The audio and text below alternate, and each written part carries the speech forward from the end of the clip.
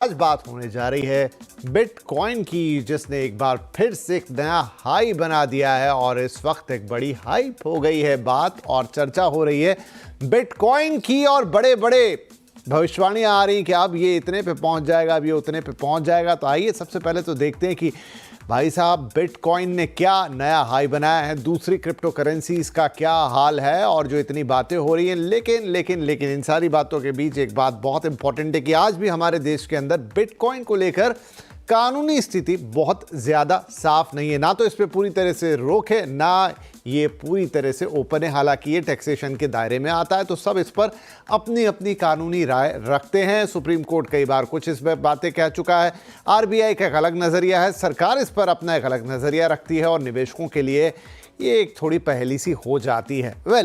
वो सारी बातें भी होंगी, लेकिन पहले ताज़ा क्या है बिटकॉइन का अपडेट वो आपको दे देते हैं।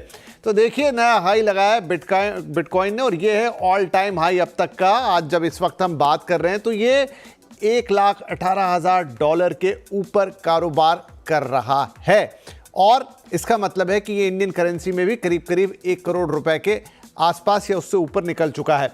2025 की आप बात करें तो अभी तक इसने 24% का हाई दिखा दिया है। आधा साल निकला है, 24% की तेजी। लास्ट ईयर अराउंड 40-48% की तेजी थी, इस साल अभी तक ही 24% की तेजी आ गई है।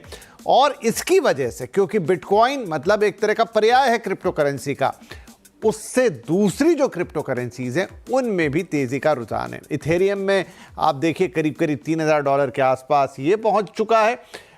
ईथर और सोलाना वो करीब करीब 2% चढ़ गए हैं।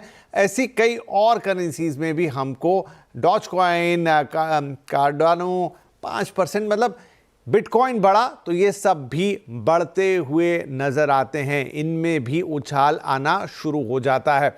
तो ये सारी करेंसीज भाग रही हैं और जैसा मैंने कहा कि भविष्यवाणियां तो यहाँ तक आ गई कि बिटकॉइन इसी साल 2025 में ही $2 लाख को भी पार कर देगा। कोई 2030 और 35 तक की भविष्यवाणियां कर रहा है।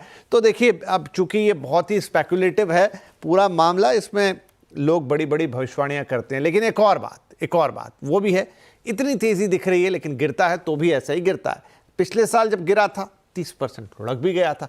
तो देखिए बिटकॉइन की यही चीज है जो लोगों को, निवेशकों को इतना आकर्षित करती है। हाईली वोलेटाइल है, मुनाफा तो बहुत बड़ा, घाटा तो बहुत बड़ा, लेकिन अब ऐसी चीजें निवेशकों को, जैसा मैंने कहा, आकर्षित बहुत ज्यादा करती। खैर